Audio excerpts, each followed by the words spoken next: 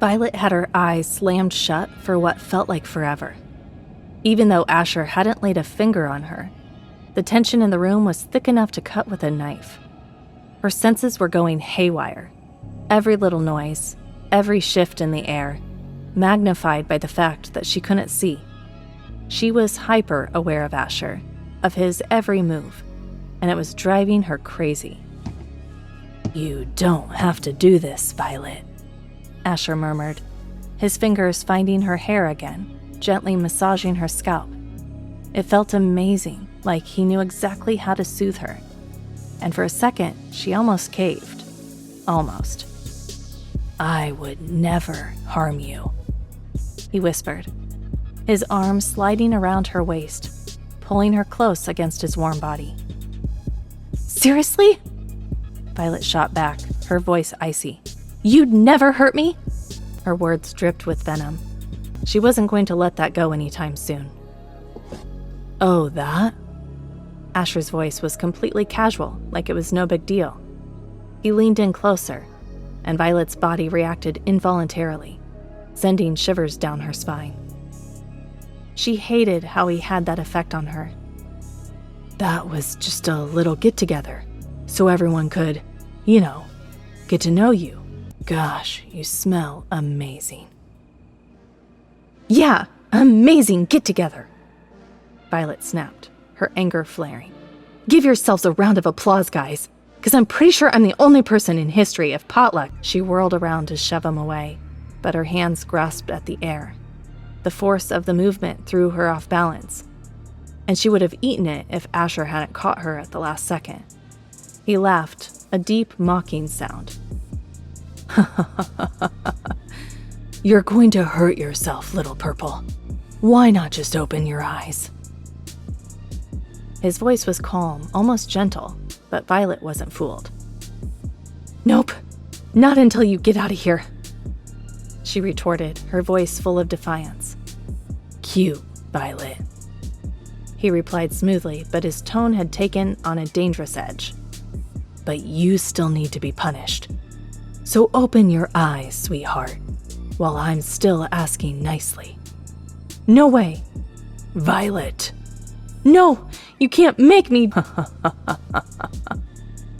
"Oh, but I can, can't I?" His dark chuckle sent chills down her spine. "Tell you what, let's make a deal." A shiver ran down Violet's back. Her gut told her this deal was going to be bad news. "Out of your 3 roommates, which one do you like best?"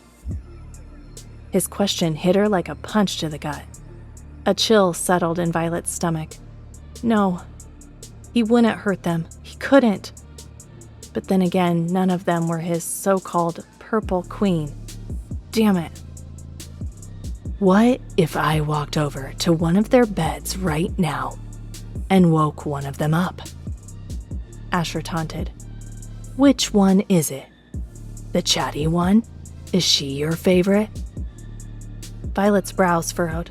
She wrestled with her decision. Open her eyes and protect Alice, or keep them shut and let Asher do God knows what. "You like sneaking out, don't you?" he continued, his voice taking on a sinister edge. "What if, like you, she tried it too? Except she jumps from the 2nd-story window. She probably wouldn't die, but broken leg, maybe?" Violet's blood ran cold. The thought of Alice getting hurt because of her made her stomach churn. That settled it. Violet opened her eyes. Asher was back on her bed, a smug grin plastered on his face. "Smart move, Purple Queen," he said. Rage burned inside Violet. "One day, you'll know what it's like to love someone and have them ripped away from you," she spat, her voice trembling with fury. For a second, Asher looked genuinely surprised. Then his devilish smirk returned. "Too bad I live in the now," he replied smugly. Violet stared back at him in disbelief. How could she ever thought this guy had a shred of decency? His expression hardened. Now, come here, Violet. No pet names, no teasing. Asher Nightshade was dead serious, even though his voice held no compulsion.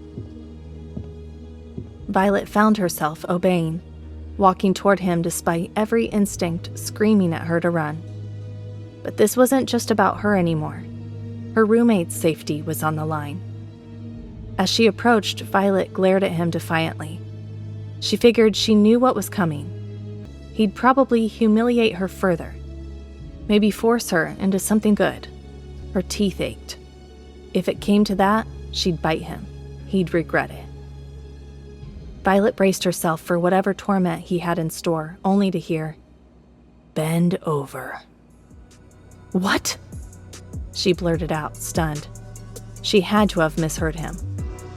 "Bend over, Violet," he repeated impatiently, his voice now laced with compulsion. The power of his words washed over her, and she found herself bending over his knees before she could even think. A second later, the reality of her position hit her like a ton of bricks. No, this can't be happening. Violet struggled, pushing against Asher's weight, but he held her firmly in place. "Get off me, you creep!" She snarled, her fists bunching up on the bedspread. "I wish I could, but like I said, dear Purple," Asher replied, his voice cold. "You need to be punished. You tried to run, and there are consequences. Think of this as a learning experience." Violet's stomach plummeted. This couldn't be real. See that button on screen? That's your full story.